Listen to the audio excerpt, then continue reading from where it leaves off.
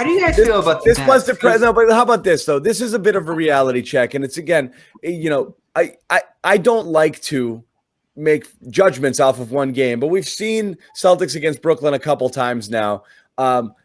Again, I think it's, as Jimmy said, it's pretty clear they're a full level below, maybe 2 tiers below Brooklyn, right? As currently constituted, this team. Yeah. Like I couldn't see them winning one game if they played an 11-game series. Like I don't. This is not close. I mean, not only with their big three, but I mean their benches. I mean, this game was lost by the benches. Brooklyn's deeper. I mean, great.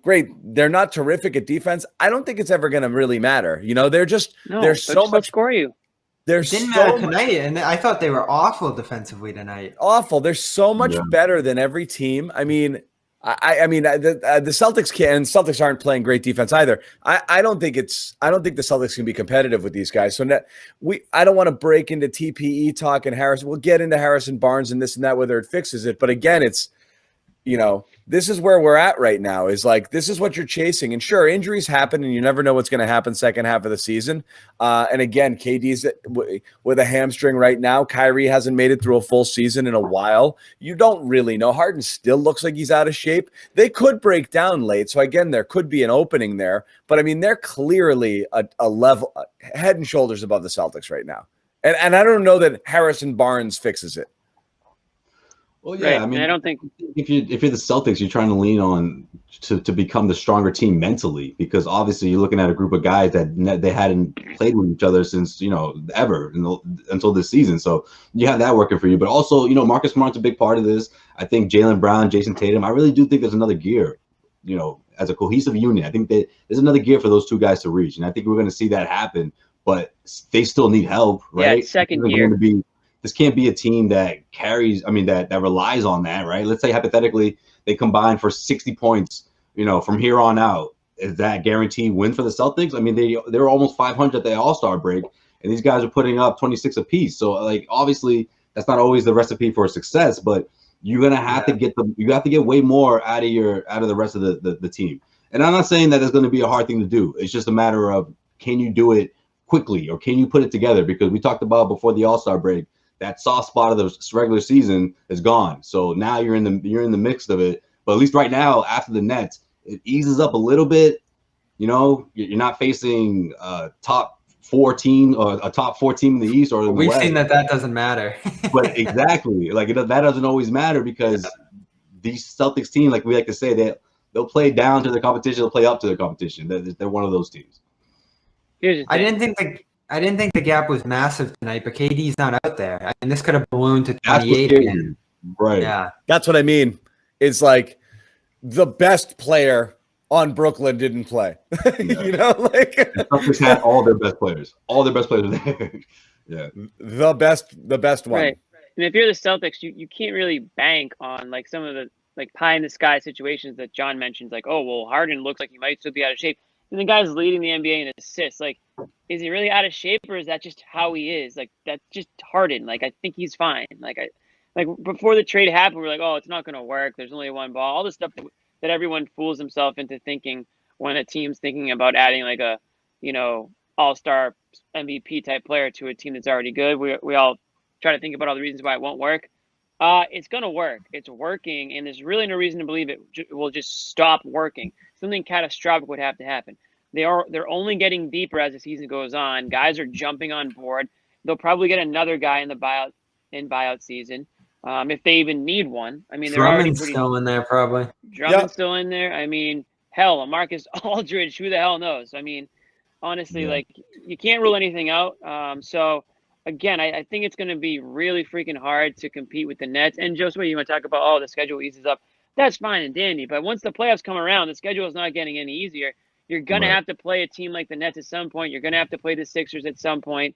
And if this is the type of a performance that you're going to be giving on more nights than not, the odds are you're not going to probably be able to hang too long in a 7-game series. And that's just the way it is, Harrison Barnes or not.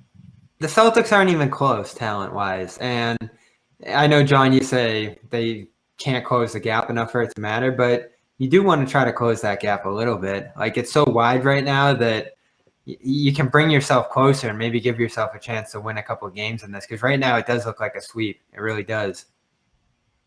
Yeah, I don't think that. See, that's the thing. When I talk about mental toughness, I just think the Celtics team. Mental toughness. What is mentally tough about the Celtics? The ball Ever? they'll never. When have they been swept, Jimmy? When have they ever apart lost in the bubble 5? last year. They go to 6 or they go to 7. They go to the max. Like 2019. The Celtics, especially Brad Stevens, I give him credit with that. If he has to play a team, best of 7, he will dissect them. He will figure things out. Or at least put Milwaukee to succeed. Milwaukee 2 years ago, if they don't play a perfect game 1, they get swept. Nothing about the Celtics team over the last. They played a perfect game 1. About last season though, like last season, there was, there were times in that series where the Heat could have easily ran away with it, but they didn't. They never did. That's a good point. Yeah. And that's but the talent was equal. They had to call a team meeting in the middle of the series. The talent was equal even without Hayward. The talent disparity here is enormous. Yeah, but talk about the characters though. I don't know. Again, I'm not quite sure. Joe Sway on Brooklyn. You have they're still NBA head and heel above the Celtics. Don't get me wrong, but I mean, you have NBA champions on Brooklyn in Durant and in Kyrie. I mean, okay, Kyrie. Right. Sorry. Again, if we look at this game for 3.5 quarters, the Celtics did hang in there, and then Kyrie just did things that Brad couldn't have fixed, Smart didn't fix, anybody. Like Michael Jordan couldn't have went out there and stood in front of him on some of those possessions. It was. Well, let me ask you guys. That's where talent just trumps all. All right, talent aside here, I know there's a lot of heat. Again, it's the Fire Brad guys are out again today. Oh Lord. Whatever. Somebody explained to me. Are they out there really still? So every loss they're gonna be. The one beef we had was, and I said it on the chain.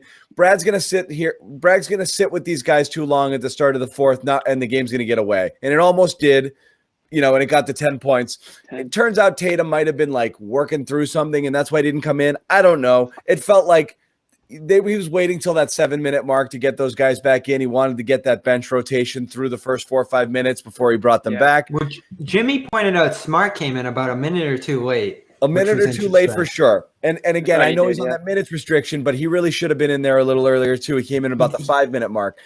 But what happened tonight? I'm confused again. Like Grant Williams plays now, Semi doesn't. Neesmith is in witness protection right now. I mean, he's gone. Teague is a thing again. Rob just gets his 2 little stints and that's it. And we're just kind of right back to it now with this really unimpressive bench. And I mean, what are you doing out there with Grant and with Teague? When the game's starting to get away with you, it's just, I don't know. I mean, you don't have tons of options, but this is where they are now. This is what they do. Like these are the guys. Enjoy it, guys. If they don't do anything, this is the rest of the year. You tighten it up eventually. You do. He's just throwing darts. Playoff time, it won't look like this. You'll be taking 40, Brown. But what 40, was Grant Smart in there for? Limitations. Kemba's not pushing 40. Smart's at 22. So you divvy those up between your Teague, your Grant, and